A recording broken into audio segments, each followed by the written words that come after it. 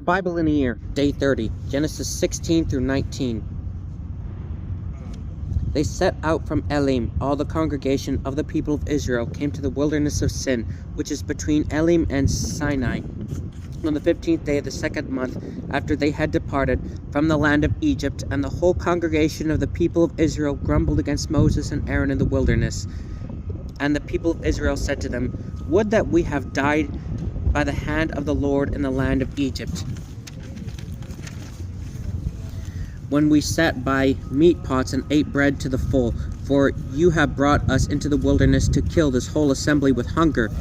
Then the Lord said to Moses, "Behold, I am about to rain bread from heaven for you, and the people shall go out and gather a day's portion every day, that I may test them, whether they will walk in my law or not. On the sixth day, when they prepare what they bring in, it will be twice as much as they gather daily." So Moses and Aaron said to all the people of Israel, "At evening you shall know that it was the Lord who brought you out of the land of Egypt. And in the morning you shall see the glory of the Lord, because he has heard your grumbling against the Lord. For what are we that you grumbled against us?"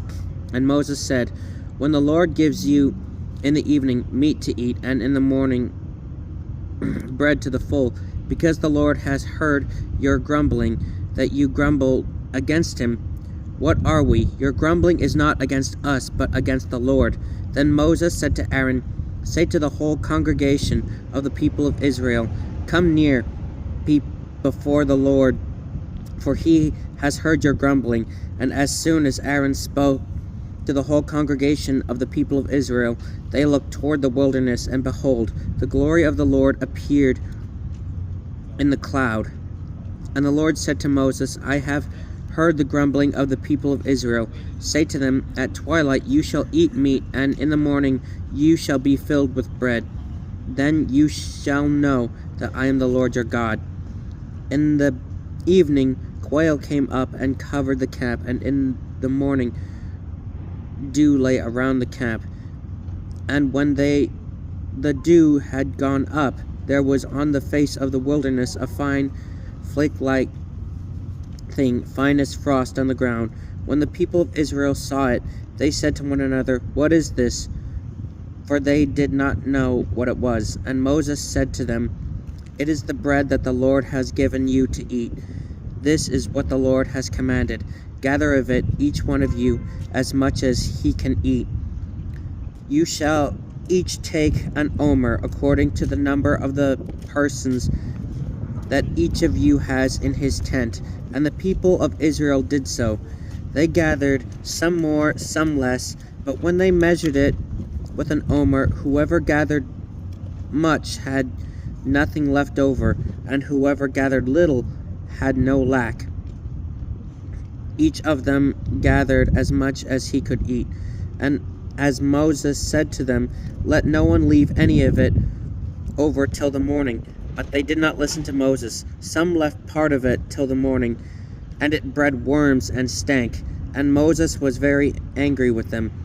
But morning by morning they gathered it, each as much as he could eat. But the sun grew hot. When the sun grew hot, it melted. On the sixth day they gathered twice as much bread, 2 omers each.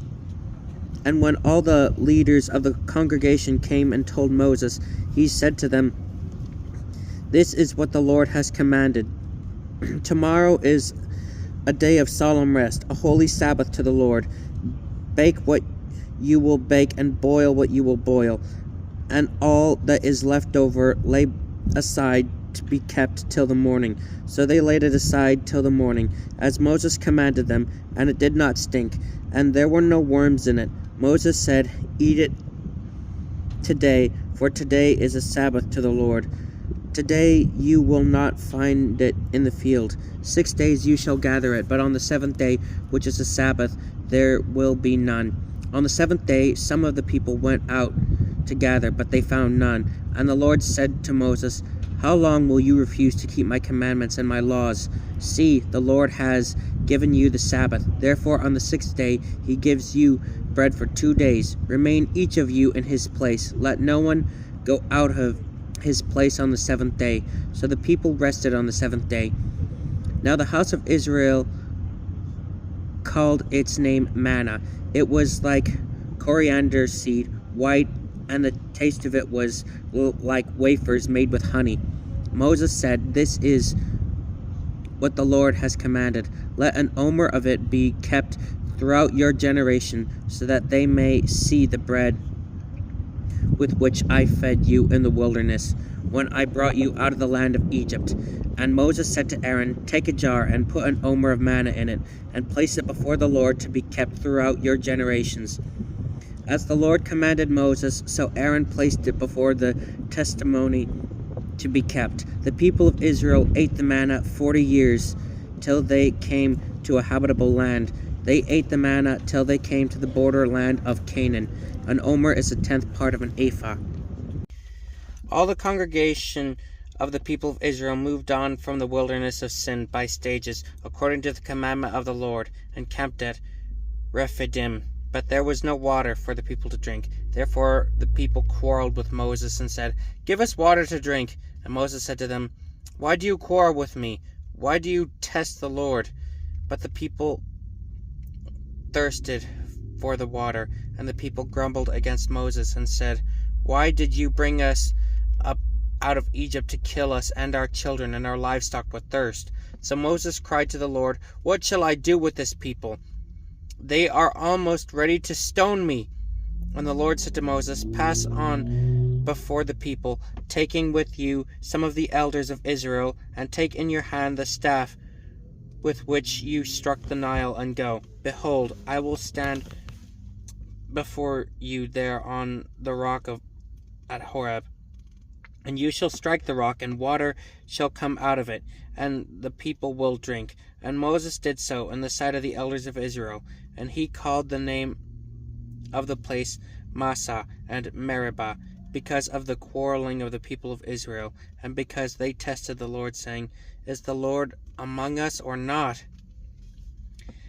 Then Amalek came and fought with Israel at Rephidim. So Moses said to Joshua, "Choose for us men, and go out and fight with Amalek. Tomorrow I will stand on top of the hill with the staff of God in my hand." So Joshua did as Moses told him, and fought with Amalek. With Moses, Aaron, and Hur went up to the top of the hill. Whenever Moses held up his hand, Israel prevailed, and whenever he lowered his hand, Amalek prevailed. But Moses' hands grew weary, so they took a stone, put it under him, and he sat on it, while Aaron and Hur held up his hands, on one on one side and the other on the other side. So his hands were steady until the going down of the sun. And Joshua overwhelmed Amalek and his people with the sword. Then the Lord said to Moses, "Write this as a memorial in a book, and recite it in the ears of Joshua, that I will utterly blot out the memory of Amalek from under heaven." And Moses built an altar and called the name of it, "The Lord is my banner," saying, "A hand upon the throne of the Lord will have war with Amalek from generation to generation."